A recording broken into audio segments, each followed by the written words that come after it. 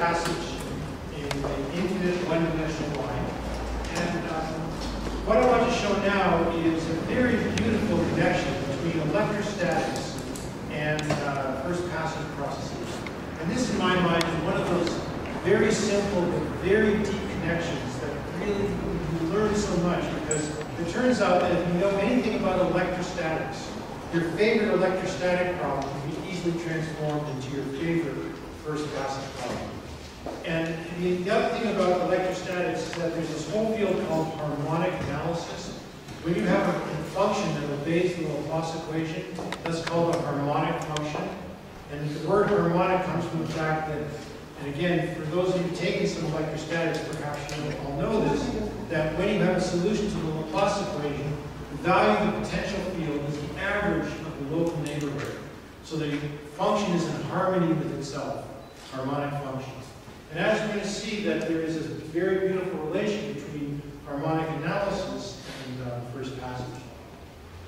So here's the basic question that I want to address, is I'm now in arbitrary spatial dimension, and I have a diffusing particle in a finite domain. And what I want to ask is to start with the diffusing particle at some point in the interior of the domain. Then I want to ask, what is the probability that the random or the diffusing particle exits this point R sub B, the point on the boundary of the domain?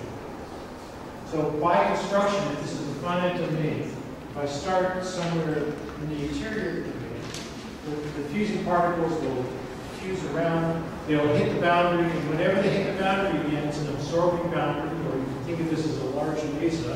When you hit the edge of the mesa, you fall off and die. And you just want to count, what is the total flux that leaves at a given point? The total flux, the time integral of the flux, is the total exit probability, and that's the thing that I want to compute. So, formally, this seems like a bit of a hard problem. Let's see what goes into computing this problem. So, I want to again solve the diffusion equation. So here's, you'll see this over and over again. We're solving the diffusion equation with the initial condition that the probability is a delta function at R naught. Notice also that by choosing 1 times a delta function, this is a normalized probability distribution. So that means that the first passing probability actually coincides with the flux because the initial probability is normalized.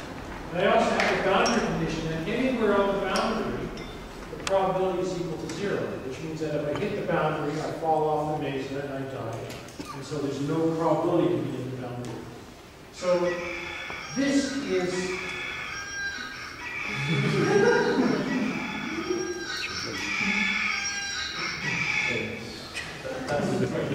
that's a very like 7 hours ago. Anyway, so this is the well-posed problem that we want to solve. And what we want to compute is this exit probability at the boundary point. So let me call script E, and I'm going to use the letter E because it's both exit probability and it's also something else that will be familiar momentarily. So this exit probability is equal to the flux, the outgoing flux. And so, since I'm now in arbitrary spatial dimension, I have d times the gradient of the probability on the boundary, and then I want to integrate this thing over all time. And so when I integrate over all time, this is the amount of, this is the fraction of the initial unit probability density. This is the fraction of people who are falling off the cliff at this particular point. And so this is what I want to calculate. Notice something weird about this. Like if you once you have perspective, you realize that this is like an absolutely horrible way to solve the problem. Because here I am solving a partial differential equation as a function of time. And so I have to solve a time-dependent problem. And for those of you who ever looked at the book Carr's Law and Jaeger, which is a really beautiful book, it's called Heat Conduction in Solids. And so for those of you who've taken the graduate course in electrodynamics, or Jackson's book in electrodynamics, and the first couple of chapters are about all these orbital solutions of electrostatics and various geometries. And so now you do the same thing for the diffusion equation, which is a PDE rather than an ODE. And it's much more horrible than the Laplace equation. That's Carr's law game. So he has like every possible solution to the diffusion equation and every geometry under the sun. So in principle, we want to solve the diffusion equation, some arbitrary geometry. It's a horrible mess. But at the end of the day, once we have this complicated time-dependent solution, we're integrating it with respect to time. So it's like we're undoing what we did. We found the full time-dependent solution, and then we integrate it with respect to time. So this simple observation motivates the following trick, which is, why are we bothering solving the full time-dependent problem to integrate it over time? Let's start by doing this, which is, why don't we take our original problem and integrate it over all time? And this simple observation really changed the character of the problem, because what happens when we do this? Well, on the right-hand side, we'll have the time integral of the probability distribution. On the left-hand side, when we integrate the derivative from 0 to infinity, well, by construction, since we have this finite domain, there's nobody left at infinity. And so when I integrate the derivative, I'll get the probability at infinity, which is 0. And I'll get the probability at the initial state. So this is going to transform into the Laplace equation. And so we're going to be able to use what we know from electrostatics to solve this problem. So now let me, to continue along this line of train of thought, let me define this quantity calligraphic P, which is the time integral of the probability distribution. If I was a little smarter, I maybe should have written phi to be like the electrostatic potential. And as we're going to see, this is nothing more than the electrostatic potential. So what I do then is I define this quantity, and then I ask, well, what happens to this equation when I do that? So when I integrate over all time, I'm going to get d Laplacian of this calligraphic P. So let's see what happens next. Let's go advance. So that goes away, and we have the good old Laplace equation. And now the initial condition is kind of buried in the original equation itself, and so we have, instead of 3 equations to deal with, we just have 2 equations. We're solving, actually, technically it's the Poisson equation, because we have a source of charged particle and R naught. So we're solving, we want the electrostatic potential inside of this domain with absorbing boundary. So this is now transformed into electrostatic problem. And next, we go back to what we wanted to compute over here, the basic quantity of interest, which was this exit probability. Well, now we don't have this capital P, we have time integral P. So we transform this and just interchange order integral differentiation. And so this is nothing more than the gradient of the electrostatic potential. So this you recognize as the electric field, and this is the gradient of the electrostatic potential. So really kind of cool connection here. So the main result that comes from this is that this. So here is fundamental result, fundamental connection between harmonic analysis and the first passage, which is that the exit probability at a given point is exactly the same as the electric field at that point on the ground conductor when you put a point charge of the appropriate magnitude at R naught. What is the appropriate magnitude? Well, normally, if you remember from your classes in electrostatics, if you live in the CGS world and not the MKS world, in 3 dimensions there's 4 pi here, and in principle it's going to be the radius of the unit sphere in d minus 1 dimensions. And there's an extra factor of d here, so the appropriate magnitude of the charge is 1 over d times the surface area of a d-dimensional sphere. So now you all know how to solve some very nice first passage problems. You just take any problem you solved in your electrostatics course where you had to find the field on the conductor, and the field on the conductor is the same as the exit probability. So it's a very simple connection, and when you start applying it to geometries where you can do the calculation, you find amazing results with very little work. So it's really quite cool. So any questions with this development? Okay. I think my battery might be running out of gas.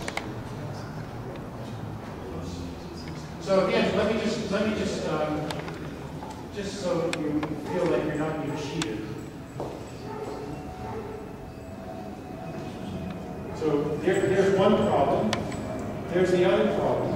And now I can be like, now I can be kind of like Donald Trump.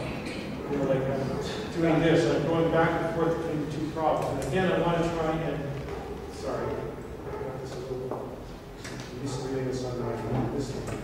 But anyways, so there was the original problem. We're solving the diffusion equation. And here is the reduced problem, solving the Laplace equation. These two problems are effectively the same. So again, you have the choice. You can be a masochist and solve the diffusion equation. You can be smart and solve the Laplace equation, in which case you can probably look it up in a book. You don't have to do anything. And so this connection between the exit probability and the electric field is very fundamental. It's very good. Okay. So now I want to start turning to some applications of first passage phenomena. And one of the simplest and also very deep problem of first passage in finite integral. So what I am imagining now is the following geometry. I begin with the particle at x naught on a finite interval, 0L. And this is like the finite length meson. So if I hit 0, I fall off the cliff and die. Or if I hit L, I fall off the cliff and die.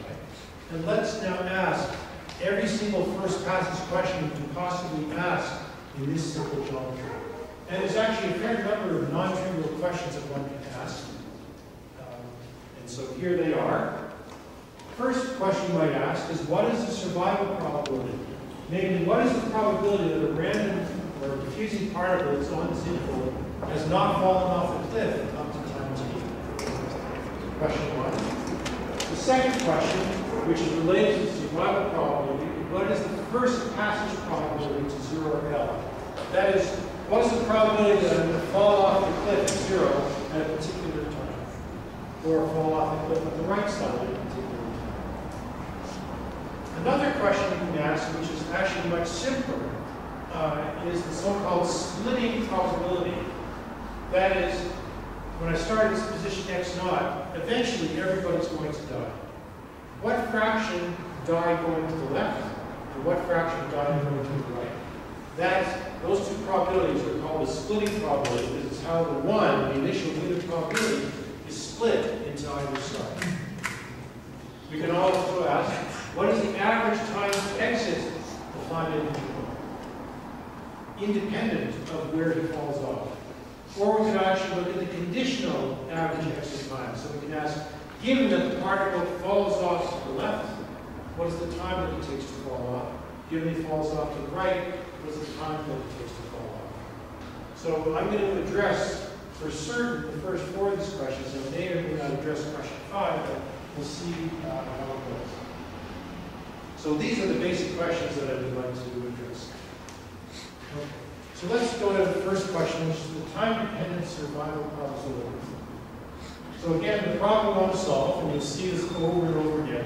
I guess I'd like to have philosophy that if I beat you over the head with the same thing 20 times, by time 18, it becomes familiar. By time 20, you've gotten it. So please excuse me, but anyways.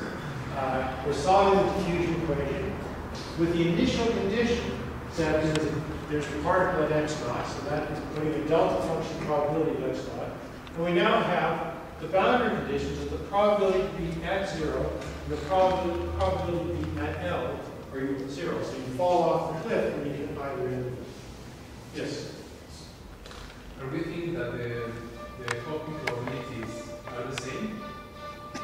Well, first of all, because I'm doing the diffusive limit, there's no notion of hopping probability. There's just continuous motion. But when you say the same, I think you mean isotropic, equal probability to the left and right. Yes, I am talking about the case of equal probability to the left and right. But I leave it as an exercise, which anyone can work out, which is what happens when there is a bias. In this case, the diffusion equation turns into the convection diffusion equation. There's a drift term. There's a first derivative term. So if there was a finite drift, the equation would be dp dt plus v dp dx equals d second d by dx. That's called the convection diffusion equation. But what I'm going to show you now to how to solve this equation, that same methodology will work for the drift case, which is uglier. But that's also an interesting thing to think about. And later on in the class, I will talk about the role of drift in certain types of first passage problems.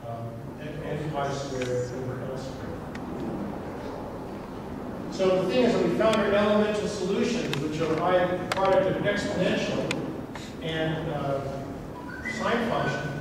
But the thing is that we have this arbitrary number n here. So the solution works for any value n, so we should in principle sum over all n. So the general solution will be a summation over all n values from n equals 1 to infinity of some amplitude a n sine n pi x over L times e to the minus lambda t. And so lambda, the nth value of lambda, is equal to n squared pi squared dt over L squared.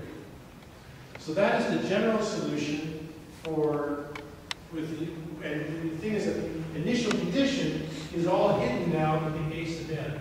So to now solve for this particular initial condition, what we have to do is say, well, at t equals 0, when we get rid of this, our initial solution, which is basically a Fourier series, has to be the delta function. So I won't do that last detail, but if you invert that Fourier series, what you'll find then is that, so that's the general solution, but for the particular case that p, x, and t equals 0 is equal to delta of x minus x naught, you find that this becomes summation of all n, 2 over L sine n pi x0 over L sine n pi x over L e to the minus n pi squared dt over L squared. So that is the general solution to that problem. So I hope that wasn't too elementary, but I just thought it was worth going through the details. Okay, so here's the solution. And now the thing is that what we want, the very first question you asked about was the survival probability.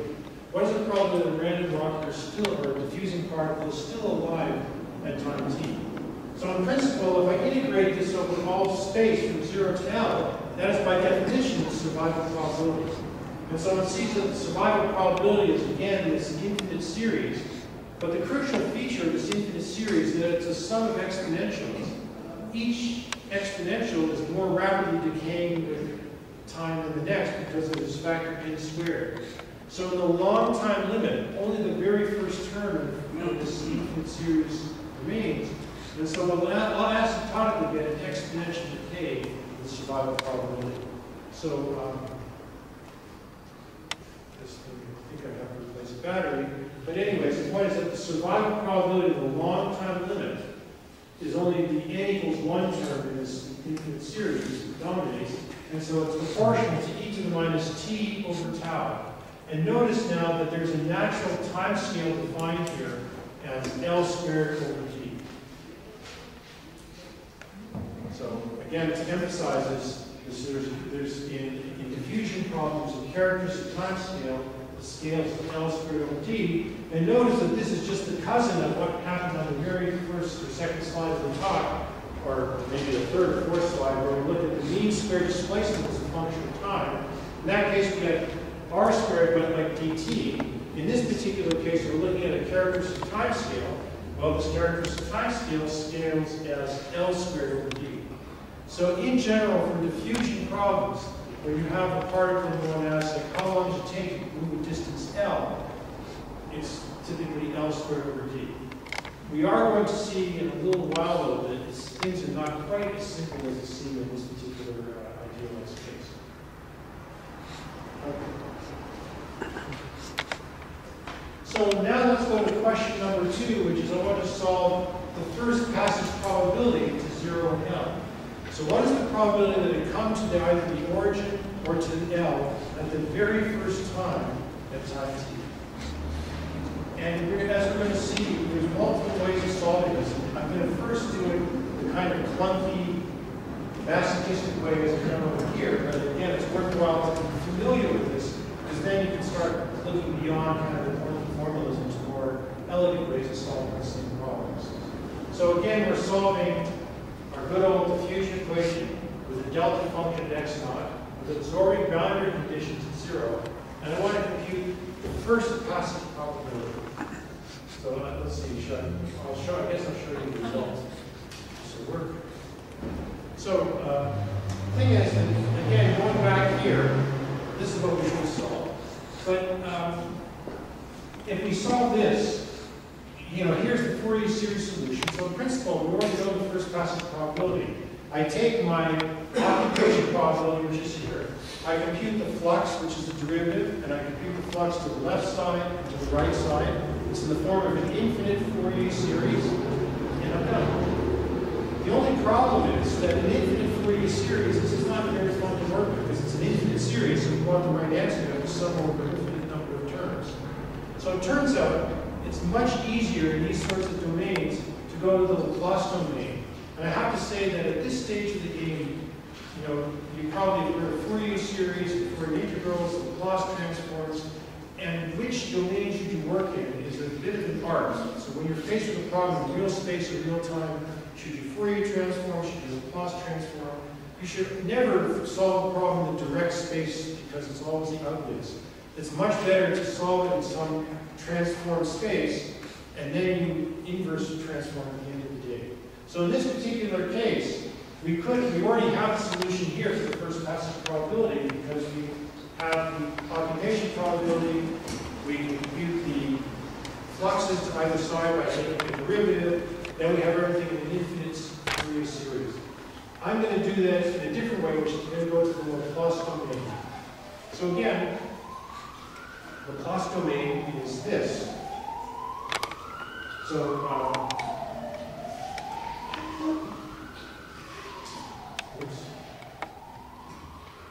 when I Laplace transform the original equation, so let me write something here on the blackboard.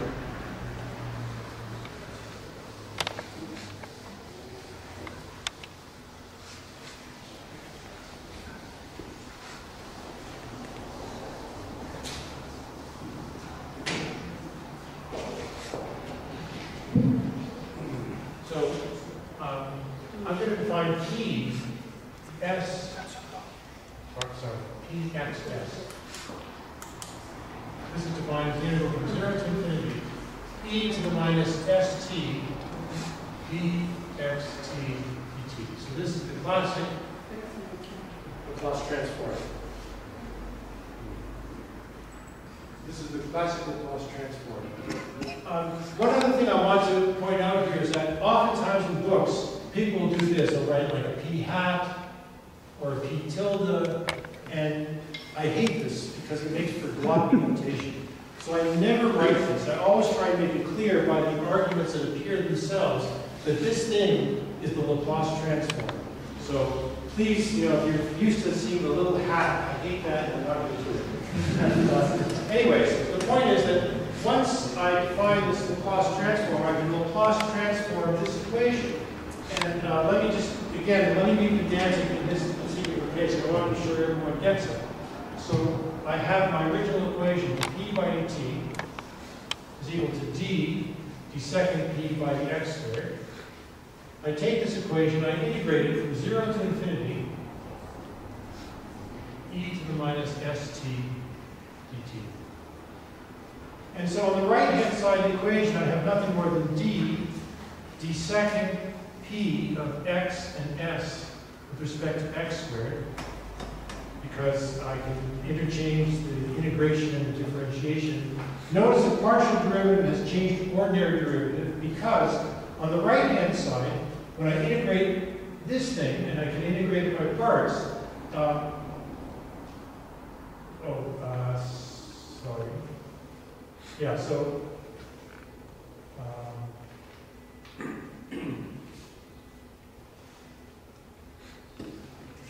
I'm doing something.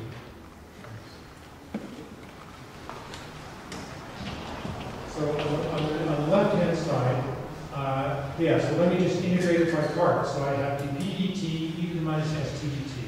So when I integrate this by parts, there are two terms. There's an integrated term, the integral from, not the integral, I'll have just p e to the minus st, evaluated at 0 and infinity.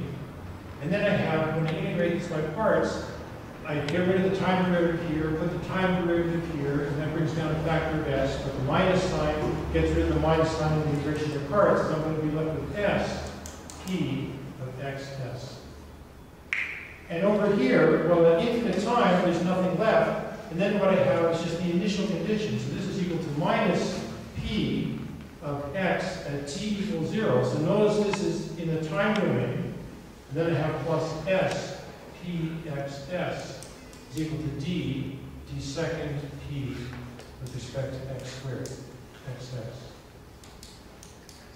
So this is kind of a little weird that we're mixing the time domain and the plus domain, but this is just the constant, it's the initial condition. And so this is the way that one transforms the partial differential equation into an ordinary differential equation. And so that's what I'm doing now in solving the rest of this problem. So this is what I'm going to solve instead. So now let me write down the answer. It looks a little intimidating. Where's the answer? And in fact, what I want to do is, again, go slowly through this because there's a standard bag of tricks, which if you've seen before, it's a completely standard. If you haven't seen it before, it looks a bit intimidating. But the thing that I want to try and impress upon you is that the bag of tricks I'm going to show you is standard Green's function technology. And once you've seen, it's like the Ronald Reagan School of Redwood trees. You know, when Ronald Reagan was president of the United States, he made this fantastic statement, which was that you've seen one redwood tree, you've seen them all. And this was to support clear cutting of redwood forests on the edge of highways in California, so there'd be like a band of like 20 meters wide of redwoods, and then outside it was all clear cut. So it's the same with Green's function techniques. You've seen one Green's function, you've seen them all. So let me actually, again, be slow and deliberate here, and let me solve this problem and get you this answer over here, because it looks fancy-schmancy, but it's actually really very simple.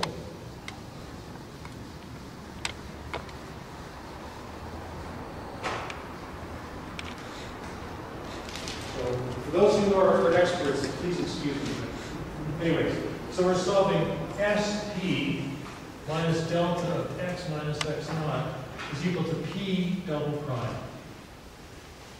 And so the thing is that at x naught, there's a singularity. So let's solve it separately for x less than x naught and x larger than x naught. So for x not equal to x0, we're just solving SP is equal to, whoops, I forgot the d here. D. We're solving SP is equal to d p double prime. So we know the answer to this. Hopefully this is nothing more than a constant coefficient second order differential equation. So the solutions in principle are p of x and s is something like e to the square root of s on dx plus b e to the minus square minus sign minus square root of s on dx.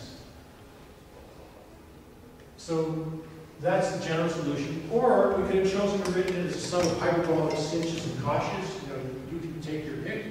And here comes a very important simplification, which is that if you pay attention to the boundary conditions, you can simplify things right from the very beginning. You know, why carry around lots of extra constants that you don't need? So let's now apply the boundary conditions to simplify the form of the solution. Because the thing is that there's two domains. There's x less than x0 and x bigger than x0. For x less than x0, we know that at x equals 0, the concentration must vanish. So what combination of exponentials must we choose in order that it vanishes at x equals 0? So at x equals 0, it's just a plus b. So b better be minus a. So in fact, that means that I should have not chosen exponentials at the beginning. I should have chosen cinches and coshs, and I know the cosh term isn't there. So instead of using this, I'm going to write pxs is equal to a hyperbolic sinh to the square root of s over dx. So that's one half of the solution. Now, for x bigger than x naught, well, in principle, I should write the same junk. But the thing is that we know that whatever happens, you know, here, the concentration at 0 is equal to 0. And here at L, the concentration is equal to 0. So whatever the concentration is doing on this side, it should do the same thing on the other side. It better vanish at x equals L. So you could, if you wanted to, if you didn't know anything, you could make it as a sum of exponentials and impose the absorbent boundary condition. But I'm jumping ahead because I know that it better look the same as this. And so in fact, I argue that pxs is equal to some coefficient b, hyperbolic sinh of the square root of s on d, L minus x. In hindsight, it's obvious that this is the right form. Maybe in foresight it's not so obvious, and if you're not convinced that this is the right form, I invite you to actually make arbitrary mixture of exponentials, put it together and see what comes up. Now comes something that you may have seen in an undergraduate course in differential equations. There's Green's, I don't know if it's Green's theorem or first Green's theorem or second Green's theorem, but there's something called Green's theorem, which says that when you're dealing with this kind of a problem and you're solving for x less than x naught and x larger than x naught, well, when you match the equation above x naught, some magical things happen as well that simplify the form of solution. So the point is that there are two joining conditions.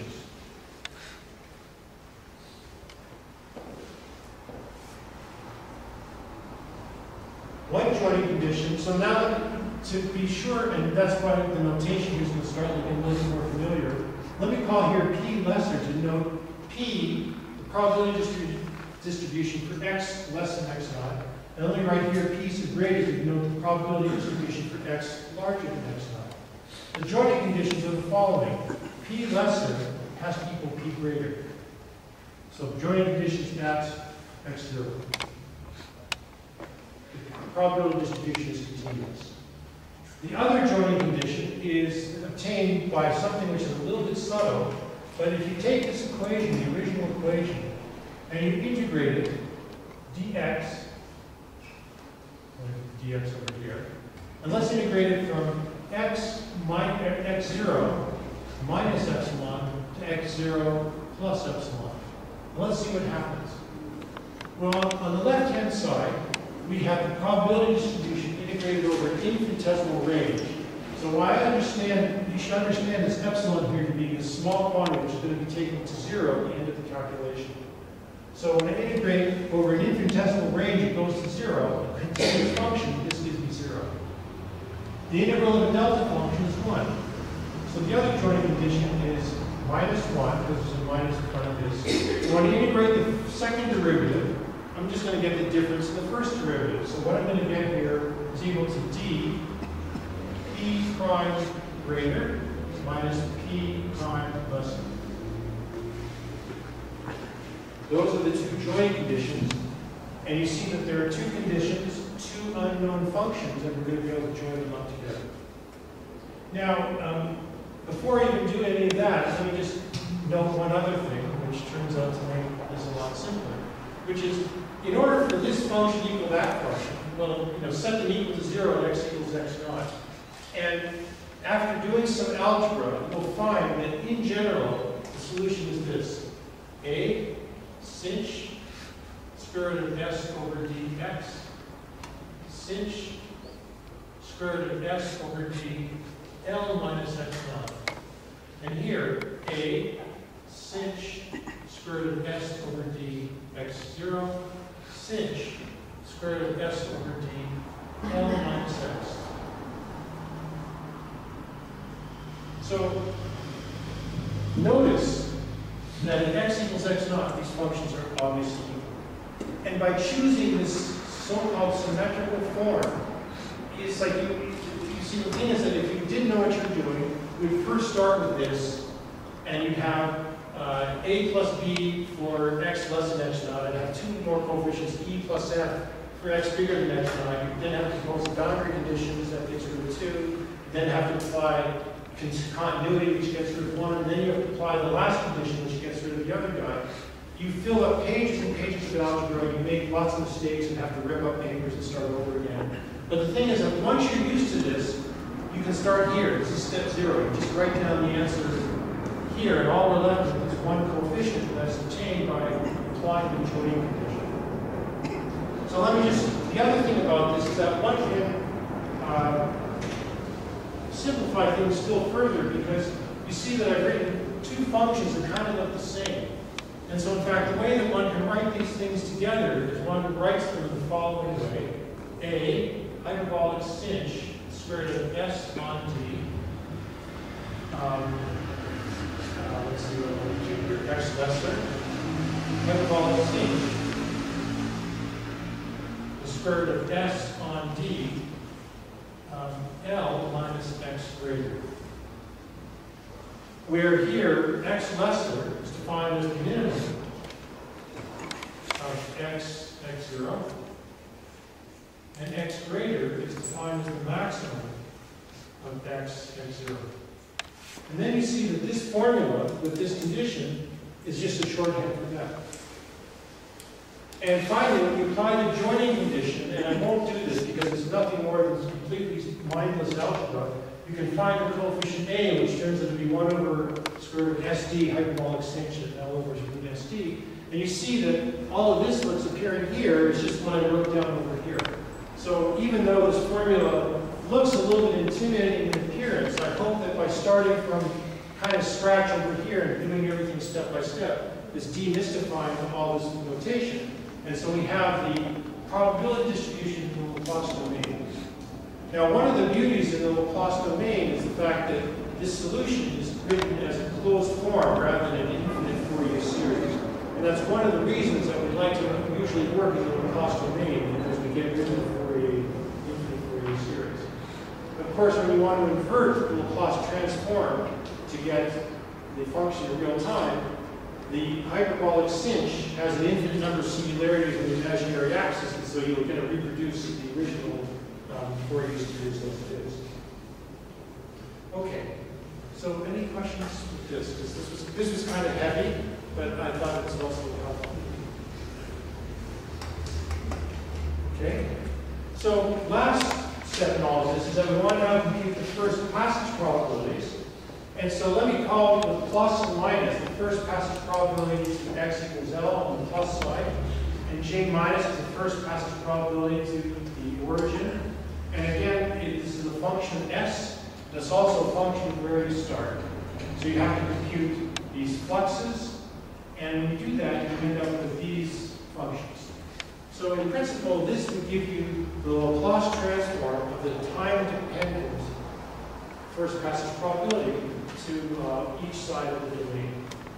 Now, all well and good, we have the exact answer, but what does it mean? You know, it's like sometimes an exact answer is not terribly helpful because it doesn't tell you anything that's physically relevant.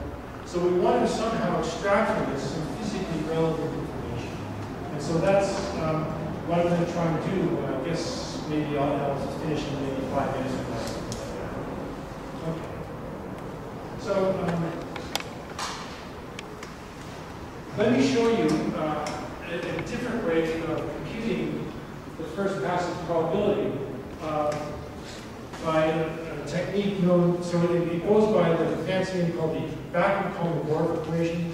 You don't need to know any of that. It's a much simpler way of treating the same problem. So the thing is that what I've done so far is I solved differential equations, computed the fluxes, and these are sometimes called the forward Kolmogorov equations, because you propagate forward in time with probability distribution to figure out what's going on. Here I'm going to do something completely opposite in character, and as you're going to see, it's very cool. So here was what we did before. This was the time-dependent solution. And, actually, I'm not going to do this until tomorrow, so I'm going to leave you in suspense and kind of let you do something. But here, what I want to do is I just want to show you one thing you can get from the time-dependent solution. So the thing is that, again, remember that these things are the Laplace transforms of the first passage probabilities. And so, if I may just write one more thing on the blackboard here.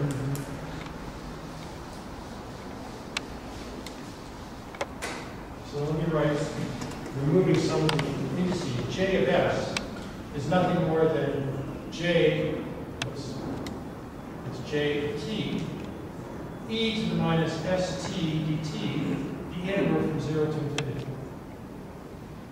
And so what we really want is J of T, which is inside the Laplace transform. But one thing to notice is that J at S equals 0 is a very special interpretation. This is nothing more than the integral from 0 to infinity, J of T dt.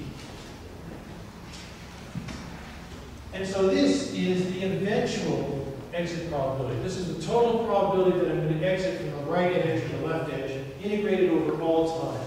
So when I start with a random marker, somewhere in the domain, I can ask, what is the probability that it eventually is going to fall off the left side? What is the probability it's going to fall off the right side? And it turns out that this quantity has a very simple answer that we're going to spend a lot of time on because it has so many beautiful consequences. So there it is. So here it is. So when I take my Laplace transforms and integrate over all time, so this is, I'm sorry, when I want the exit probability, which is the time integral of the first passage probability, but time integral in the Laplace domain is nothing more than evaluating it at s equals 0. So when I evaluate these hyperbolic cinches at s equals 0, let's look at this guy. So sinh for small argument is just the argument itself. And then everything cancels except x naught over L. So you just get x naught over L. And similarly for E minus, it's 1 minus x naught over L. So we now have an incredibly simple result that has lots of important consequences, especially if any of you like to gamble. So if you like to gamble, pay attention because this has something to do with gambling theory. So the point is that if I start at x naught, halfway through the domain, x naught is L over 2, the probability of x to the right edge or the left edge, they're both equal. But if I start at 90% to one side, so x naught is 0.9 L, then if I'm starting over here and I'm doing a random walk, what's the probability of bang my head against that wall? 90%. 10% of the time, I'm going to bang my head against that wall. So if you're playing a fair game and you have not much resources, so suppose I have, I'm sitting over here and how many pesos do I have in my pocket? I have 50 pesos, I have this much resources. You go to a casino that's got a couple of billion pesos in their pockets, and you want to ask, what is the probability that you're going to clean out the casino versus you're going to get yourself cleaned out? Well, it's the ratio of the amount of money you each have in your pockets. So beware, if you like to gamble, that this is sort of basic result number one, that this rate, the ultimate exit probability is just a fractional distance you are away from the edge of the domain. One other thing, though, which is very important when you go play at the casino, is that no game is fair there. They're all slightly biased. And so we can also talk about what happens when there's a slight bias. That's for another time. So I think this is a reasonable point. Great.